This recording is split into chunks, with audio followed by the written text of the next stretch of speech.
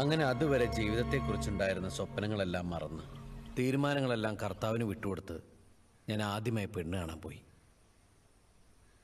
ഇത് എന്നതാ ശോശാമേ, നിങ്ങൾ എല്ലാവരും കൂടെ മരിപ്പ് കൂടാൻ വന്ന മാതിരി ഇരിക്കുന്നേ? ഒന്ന് മുഖം തെളിയിച്ചിരിക്കുക.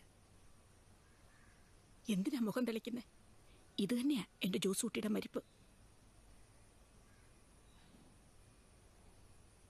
പക്ഷേ മരിപ്പ് മഞ്ഞണിക്കര പെരുന്നാളാകാൻ അധിക നേരമൊന്നും എടുക്കേണ്ടി വന്നില്ല.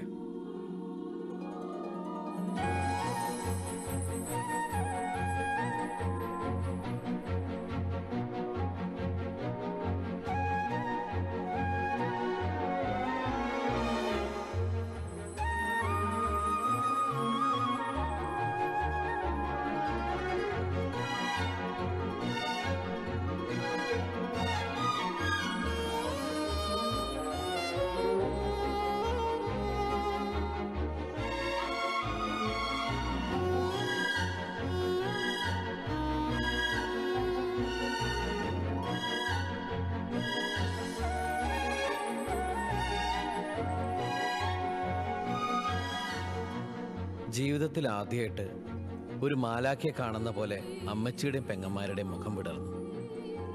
ചായക്കടയിലെ ചില്ലൽമാരയിലിരിക്കണ എത്തക്കാബോളി കാണുന്ന കുട്ടിയെ പോലെ ഞാൻ റോസിനെ നോക്കിയിരുന്നു. ആദ്യം ജോസൂട്ടിക്ക്, പിന്നെ വികാരി അച്ഛന്.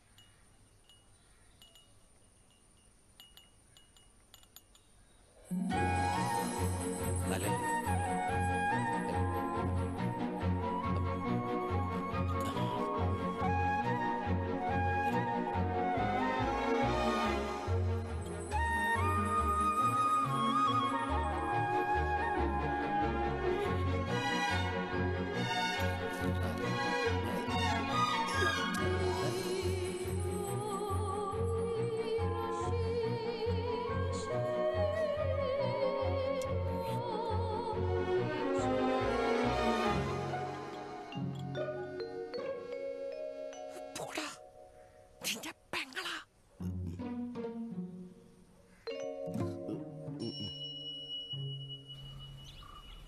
പെട്ടെന്ന് ഇവിടം വിട്ട് പോരുന്നതിന് ജോസിന് വിഷമമുണ്ടോ?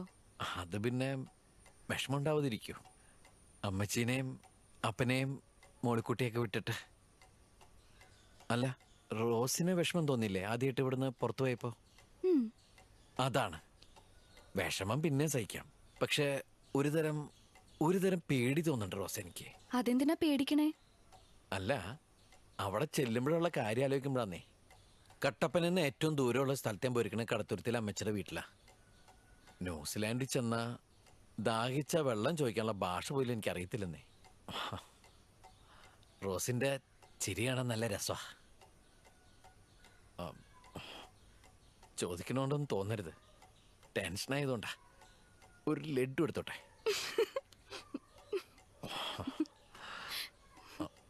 അയ്യോ, അത് ജിലേബിയാ. ഓ ആണോ? എനിക്ക് ടെൻഷൻ വന്നാൽ എല്ലാം ലഡ്ഡു പോലെ ഇരിക്കും. റോസും